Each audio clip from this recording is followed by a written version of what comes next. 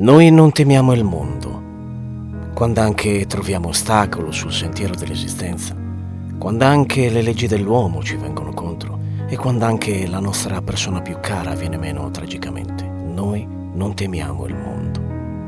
Siamo fedeli al conseguimento e mantenimento della felicità e attraverso le straordinarie vie della cultura insegniamo ciò che apprendiamo e apprendiamo insegnando. Noi siamo fedeli e non temiamo il mondo. Non ci distaccheremo dall'approccio comune che ha la società con la cultura, ma non abbandoneremo, non tradiremo il codice che abbiamo nel nostro io più profondo.